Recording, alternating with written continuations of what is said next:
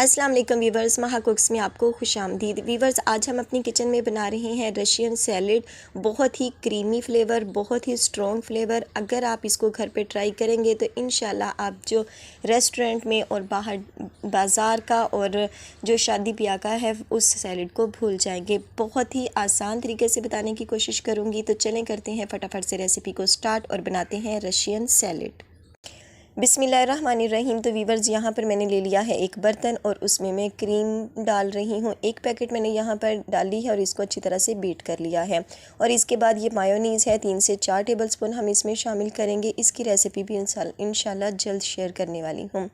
और ये है मेरे पास सफ़ेद मिर्च 1 टेबलस्पून हम इसमें शामिल कर रहे हैं। नमक है मेरे पास हाफ़ टी स्पून हम इसमें शामिल करेंगे। चीनी है, ये 1.5 टेबलस्पून है, तो मैंने 1 चम्मच इसमें भर के इसमें शामिल किया है। नमक की मकदार को हम कम रखेंगे क्योंकि मायोनीज़ में पहले से ही नमक मौजूद है। तो इन तमाम चीज़ों को अच्छी तरह से हमने कर लेना है मिक्स। और इसके बाद हम इसमें फ्रूट्स शामिल करेंगे। यहाँ पर मेरे पास है अंगूर, ये मैं शामिल कर रही हूँ। सेब हैं, यहाँ पर इसकी छोटी छोटी कटिंग कर ली है और इसके मैंने छिलके नहीं उतारे ताकि ये दिखने में खूबसूरत लगे। तो ये लिए थे मैंने रेड कलर में। मैकरोनी को बॉईल कर लिया है, तो ये भी हमने इसमें शामिल कर लेनी है। अब मैं यहाँ पर बनाना की कटिंग कर रही हूँ। बनाना को पहले से मैंने कट करके नहीं रखा क्योंकि ये काले पड़ जाते हैं और ये अच्छे नहीं लगते। 4 से 5 अदद हमने यहाँ पर जो केले हैं उनको कट कर लेना है। तो व्यूवर्स, आपके पास जो भी फ्रूट्स अवेलेबल हों, जो आपको पसंद हों, आप वो ही ले सकते हैं।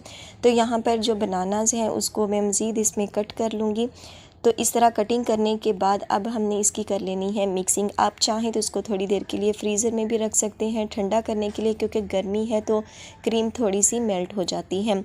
तो इस तरह से हमने तमाम जो फ्रूट्स हैं उसको मिक्स कर लिया है। तो चलें अब इसको सर्व करते हैं किसी बाउल में। तो यहाँ पर ले लिया है मैंने एक बाउल और इसमें हम शिफ्ट कर रहे हैं या डाल रहे हैं जो हमारा रशियन सैलेड है।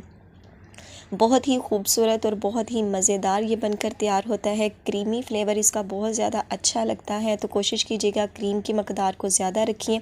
और मायोनीज़ हमने थोड़ी मकदार में लेनी है, यानी 2 से 3 टेबलस्पून के करीब। तो वीवर्स, ये देखिए बहुत ही क्रीमी सा जो हमारा रशियन सैलेड है बनकर हो चुका है तैयार। तो इसको अब हम कर लेते हैं डेकोरेट। तो यहाँ पर कुछ रब्बा जात हैं जो हम सालन वगैरह उसमें डालते हैं, सॉरी राइस वगैरह में, मीठे राइस में। तो उसको कटिंग करके मैं यहाँ पर शामिल कर रही हूँ।